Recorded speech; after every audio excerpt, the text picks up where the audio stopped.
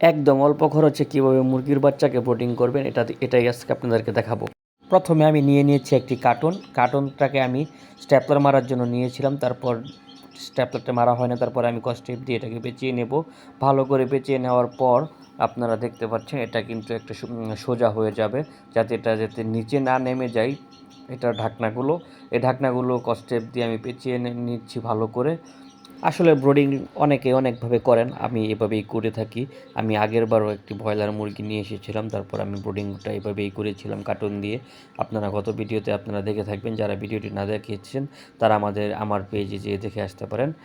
আর ভালো করে পেঁচিয়ে নেওয়ার পরে আমি এটা দেখতে পাচ্ছেন, আপনারা এটা কেটে নেব, কারণ আমার পেঁচানো শেষ। আমি আরেকটু নিচ থেকে পেঁচিয়ে নেব ভালো করে ঢাকনাটা, না হলে আলোটা কিন্তু আর তাপটা কিন্তু বাইরে বের হয়ে যাবে। আমি ভালো করে এটাকে দেখেন নিচ দিয়েও কিন্তু ভালো করে পেঁচিয়ে নিয়েছি। আপনারা যখন পেঁচাবেন তখন একটু লক্ষ্য রাখবেন যেন ভালো করে পেঁচানো হয়, ঢাকনাগুলো যেন নিচে না নেমে যায়।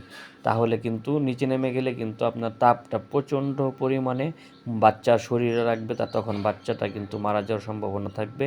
তাই একটু এটা ভালো দিকে একটু নজর দিবেন যাতে ভালো করে পেঁচানো হয়। দেখতে পাচ্ছেন আমি এটা কিন্তু খুব সুন্দর করে পেঁচিয়ে নিয়েছি। এটা কিন্তু একটু শক্ত হয়েছে কিন্তু। আর যাই হোক, যেটা মূল কাজ হচ্ছে আপনার একটি ফোল্ডার, একটি তার আর সকেট নিতে হবে। আমার আগে থেকে রেডি করা ছিল, এখন আমি এটাকে রেডি করা ছিল যেহেতু আমি এটাকে এখন হোল্ডারটা প্রথমে আমি ভিতরে ঢুকিয়ে নেব।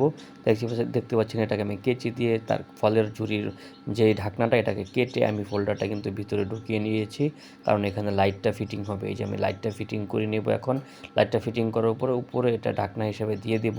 এখানে যেহেতু আটকানোর মতো কিছু পাচ্ছি না আমি, এটাকে আপাতত আমি কস্টেপ দিয়ে এখানে পেঁচিয়ে দেব।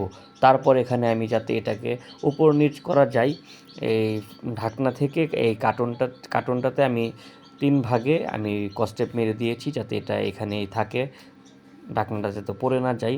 এটা একটা ভালো দিক। আপনারা চাইলে এটা দিতেও পারেন, নাও দিতে পারেন, না দিলেও কোনো সমস্যা হবে না।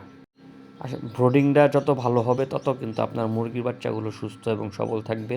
ব্রোডিংয়ের সময় কিন্তু আপনার সবসময় খেয়াল রাখতে হবে বাচ্চাগুলোর দিকে। দেখতে পাচ্ছেন আপনারা এটাকে আমি কীভাবে উপর নিচ করার জন্য একটি ঢাকনার মতো বানিয়ে ফেলেছি। এখন মাঝখানে আরেকটি আমার কস্টেপ দিয়ে ঢাকনার মতো বানাতে হবে। এটাও আমি দিয়ে দিব। এই যে দেখতে পাচ্ছেন এটাকে কস্টেপ দিয়ে আমি একটু আটকিয়ে দিলাম লাইটটা। তারপর এখানে আমি কিছুক্ষণ পর এখানে আমি সুতা দিয়ে বেঁধে দেব। এই যে ব্রোডিং করে নিয়ে যাচ্ছি যেখানে আমার ইনকিউবেটর মেশিনটা, ওইখান থেকে বাচ্চাগুলো আমি নিয়ে আমি এখানে রাখবো। এই যে সুইচ দিয়ে দেখতেছি লাইটটা কি জ্বলে কি না, 2-3 বার ইয়ে করার পর তারপর জ্বলেছে। আর এটাকে আমি তারগুলো এখানে এক সাইডে করে রাখার পরে বাচ্চাগুলো আমি ইনকিউবেটর থেকে নিয়ে এখানে দিব, যে দেখব যে কীরকম তাপ হয়। আমাদের পেপার বিছানো হয়েছে না আগে, এখন পেপারটা বিছিয়ে নিচ্ছি আমরা। পেপারটা ভালো করে বিছাতে হবে, কারণ এখানে মল যখন করবে পেপার কিন্তু শোষণ করতে পারে। এই দেখেন আরেকটি বাচ্চা এখনও জন্ম নেয় নাই, ডিম থেকে ফুটে না এখনও। এটাকে আমি বের করে দিচ্ছি, কারণ এটা আমার বের করা উচিত হচ্ছে না, তারপর আমি বের করে দিচ্ছি। যেহেতু এটা দেখেন বাচ্চাটা কিন্তু বের হয়ে গেছে, কিন্তু এটাকেও আমি ব্রোডিং করব। অনেকগুলো বাচ্চা যেহেতু বের হয়ে গেছে, এই বাচ্চাটাকে একটু হেল্প করলাম বের হওয়ার জন্য। দেখেন বের হওয়ার সাথে সাথে কীরকম চঞ্চল বাচ্চাগুলো, খুব সুন্দর এই বাচ্চা। দেখেন এই ব্রোডিং করে এই বাচ্চাগুলোর সাথে এটাকেও দিয়ে দিলাম ইনশাল্লাহ।